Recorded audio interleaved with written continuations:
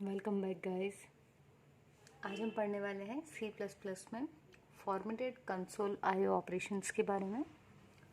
So first of all, what is formatted console IO? तो जब भी हम किसी प्रोग्राम का आउटपुट देखते हैं कंसोल पर, तो यदि हम चाह रहे हैं कि वो जो आउटपुट है उसमें कुछ फॉर्मेटिंग परफॉर्म होने के बाद हमें आउटपुट डिस्प्ले हो, तो हम उसे फॉर्मेट करते हैं और जो फंक्शंस हम यूज़ करते हैं, जो ऑपरेशंस उस पर इम्प्लीमेंट करते हैं, उन्हें कहते हैं फॉर्मेटेड कंसोल आईओ ऑपरेशंस। तो इसको इम्प्लीमेंट करने के लिए हमारे पास में है मैनिपुलेटर्स, iOS क्लास फंक्शंस और फ्लैग्स, जो हम आने वाले वीडियोस में देखेंगे, end user defined output functions या फिर यूज़र डिफाइंड मैनिपुलेटर्स बोलेंगे। गाइस, यहाँ मैं आप लोगों को एक रिक्वेस्ट और करूँगी कि अभी जो कंडीशन चल रही है इंदौर की और ऑलमोस्ट पूरे इंडिया की ही कोरोना के कारण, उसमें आप अपने स्पेशल केयर करें, बाहर अननेसेसरीली नहीं जाएं और जितना कम हो सके उतना ही जाएं और कोरोना गाइडलाइंस को फॉलो करें। ऑल्दो टेंशन वाला टाइम है, लेकिन यदि हम सब चीज़ों को फॉलो करते हुए चलेंगे तो ये टाइम भी निकल जाएगा एंड हम सब सेफ रहेंगे। आई विश कि हम सभी और हमारे नियर एंड डियर वंस सभी सेफ रहें, हेल्दी रहें। चलिए, तो हम शुरू करते हैं मैनिपुलेटर्स से। इस वीडियो में हम मैनिपुलेटर को देखने वाले हैं और यदि आप कहेंगे तो फिर मैं नेक्स्ट वीडियोस में जो हैं iOS क्लास फंक्शंस, फ्लेक्स और यूज़र डिफाइंड मैनिपुलेटर्स को आपको डिस्कस करके बताऊंगी। चलिए शुरू करते हैं। तो जब भी हम मैनिपुलेटर्स को यूज़ कर रहे हैं तो हमें जो एक मेन फाइल हमेशा लेनी होती है वो है iomanip.h। io stands for input output and manip stands for manipulator means ये आपकी हेडर फाइल है। जैसे आप iostream.h और conio.h को इंक्लूड करते थे, वैसे ही हमें क्या करना है, iomanip.h को भी इंक्लूड करना है। तो ये जो हेडर फाइल रहेगी, जितने भी मैनिपुलेटर्स हम अभी आगे देखने वाले हैं, उन सभी की डेफिनेशन इस हेडर फाइल के अंदर रहती है। और यही रीज़न है कि यदि हमें उन्हें यूज़ करना है अपने प्रोग्राम में, तो हमें इस हेडर फाइल को इंक्लूड करना होता है। ठीक है। So the header file iomanip.h provides the set of functions called manipulators which can be used to manipulate the output formats। तो आउटपुट का जो भी फॉर्मेट है वो हम इन मैनिपुलेटर्स के थ्रू क्या कर सकते हैं, मैनिपुलेट कर सकते हैं। देन कंटिन्यू करते हैं हम अपने पहले वाले मैनिपुलेटर के साथ में, जिसका नाम है एंड एल। तो एंड एल क्या करता है? एंड मीन्स एंड करता है, एल स्टैंड्स फॉर लाइन को। तो जो भी लाइन है अभी की, उस लाइन को वो एंड कर देगा। सो इसका जो डिस्क्रिप्शन है वो ये है कि ये एक न्यू लाइन फीड कर देता है। तो यदि इसकी एग्जांपल की बात की जाए, तो यदि हम अपने प्रोग्राम में कहीं भी लिखते हैं, मान लो सी आउट के साथ यूज़ होगा, ये सारे मैनिपुलेटर्स सी आउट के साथ यूज़ होंगे। क्यों? क्योंकि हम आउटपुट में मैनिपुलेशंस कर रहे हैं, राइट। चलिए, तो यहाँ लिखा है हमने हेलो, देन एंडल और फिर लिखा है वेलकम बैक। तो यदि इसके आउटपुट की मैं बात करूँ तो इसका आउटपुट हमें दिखेगा हेलो, उसके बाद आ गया था एंडल। एंडल क्या करेगा? न्यू लाइन फीड कर देगा, मतलब ये एंटर का काम करेगा। जो स्लैश एन करता था, हम बोल सकते हैं it is equivalent to slash N. तो ये वाली जो बात की लाइन लिखी हुई है वो कहाँ आएगी? नेक्स्ट लाइन में आएगी। So welcome back will be printed in next line. Clear? So इसका आउटपुट मिलेगा आपको हेलो एंड नेक्स्ट लाइन में वेलकम बैक। नेक्स्ट यदि हम बात करें तो सेकंड हमारे पास में है सेट डब्ल्यू मैनिपुलेटर। सेट मतलब कि हम सेट करेंगे, डब्ल्यू स्टैंड्स फॉर विड्थ। तो जब भी हम कुछ लिखते हैं, मान लो मुझे हेलो लिखना था, तो मैंने बिना विड्थ स्पेसिफाई करे जब प्रिंट करवाया तो ये लेफ्ट में अलाइन हुआ, मतलब ये आपकी जो कंसोल की विंडो रहेगी यहाँ पर लेफ्ट के साथ अलाइनमेंट होकर के यहाँ आया, और बाकी की जो स्पेस थी वो ब्लैंक रही क्योंकि हमने एंडल ले लिया था, राइट।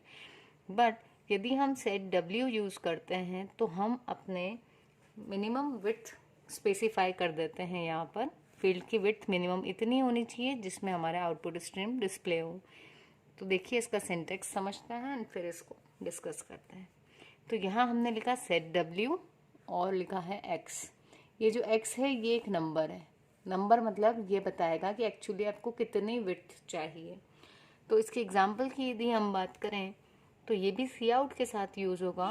और ये जो इंदौर प्रिंट करवाना था, अगर हम ये नहीं लिखते, सी आउट इंदौर लिखते, तो डायरेक्टली आपको इंदौर प्रिंट होकर मिलता।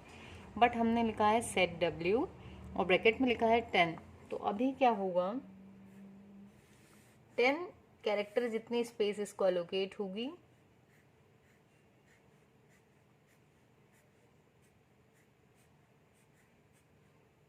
एंड उसके बाद में ये जो है ये आपका प्रिंट होगा कहाँ से, इस साइड से, राइट साइड से अलाइंड रहती है ये चीज़ें। तो यदि हम देखें तो यहाँ पर आपको क्या मिलेगा,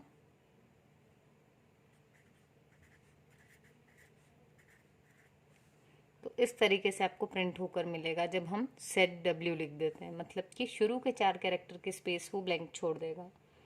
ठीक है, हालांकि आपको ऐसे बॉक्सेस बने हुए नहीं दिखेंगे, बट यदि मैं आपको बताऊं, ये अगर हम कंसोल मान लें तो आपको यहाँ पर कुछ इस तरह से प्रिंट होके मिलेगा यदि हम सेट डब्ल्यू यूज़ करते हैं। तो अगर नहीं करते तो डायरेक्टली देखिए ये फर्स्ट जो कैरेक्टर है वहीं से प्रिंट होना शुरू हो जाता है, राइट।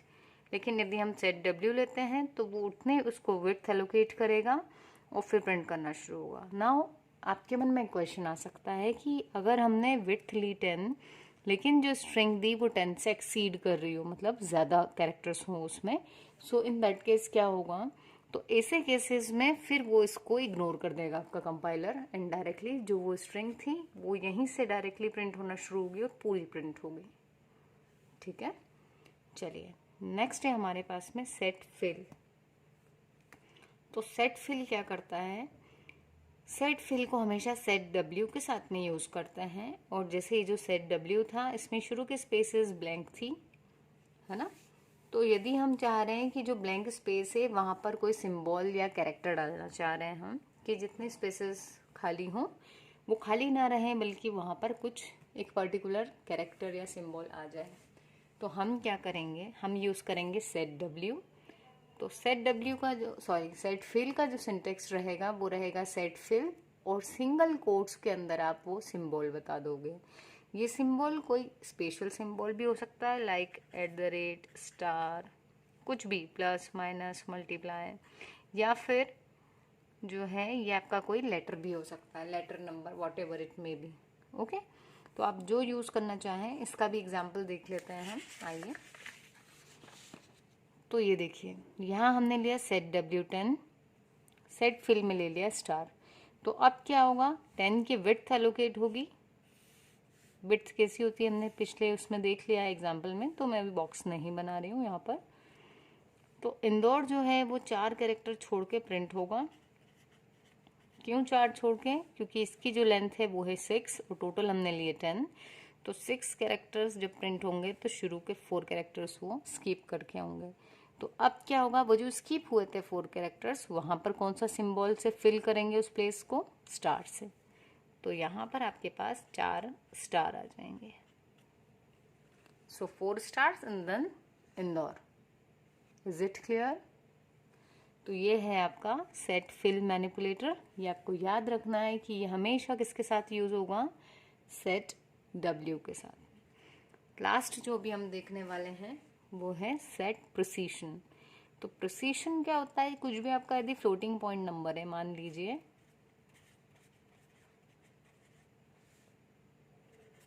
मान लेते हैं ये एक फ्लोटिंग पॉइंट नंबर था, तो ये जो डेसिमल लगा हुआ है इसके बाद जो डिजिट्स हैं जितनी, उसको बोलते हैं प्रिसीशन। मतलब यहाँ पर 6 डिजिट दिख रही हैं आपको, तो हम कहेंगे यहाँ पर प्रिसीशन 6 का है।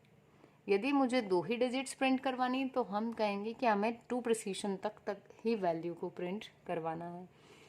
तो जब भी हमें प्रिसीशन जो है खुद से डिफाइन करना है, बाय डिफ़ॉल्ट 6 होता है, पर यदि हम चाह रहे हैं इसमें कुछ वेरिएशंस, तो हम क्या करेंगे उस केस में, यूज़ करेंगे सेट प्रिसीशन मैनिपुलेटर को। और इसका सिंटेक्स जो है, यहाँ गलती से लिख दिया था, चलिए उसका जो सिंटेक्स है that will be set precision, और ब्रैकेट में आप नंबर लिखेंगे, वो नंबर जितने डिजिट तक आपको प्रिंट करना है। यदि मैंने 2 लिखा तो 15 पॉइंट के बाद सिर्फ 2 डिजिट्स प्रिंट होंगी, अगर मैंने 3 लिखा तो 3 डिजिट्स प्रिंट होंगी, राइट। तो ये देखिए आपका जो भी वेरिएबल हो जिसमें आपकी फ्लोटिंग पॉइंट वैल्यू लिखी हुई है उसको प्रिंट करवाने से पहले सी आउट के बाद हमने क्या लिख दिया, सेट प्रिसीशन 4। तो अब ये जो वेरिएबल था, मान लेते हैं कि इस वेरिएबल में यही वैल्यू थी, ठीक है, अभी के लिए हम ये मान लेते हैं। तो यही वैल्यू थी, यहाँ मैंने 4 लिखा, तो इसका आउटपुट मुझे क्या मिलेगा, 15.6237। वाई दिस, क्योंकि यहाँ पर हमने 4 लिया हुआ है। 4 मीन्स डेसिमल, ये जो पॉइंट है इसके बाद 4 digits. Is it clear guys? यदि अभी भी आपको आज के वीडियो में कोई डाउट हो तो आप पूछ सकते हैं कमेंट सेक्शन में। एंड यदि आपको क्लियर हुआ हो कंसेप्ट तो please do like and subscribe the channel. Thank you. और अपने फ्रेंड्स के साथ भी शेयर करें। Thank you.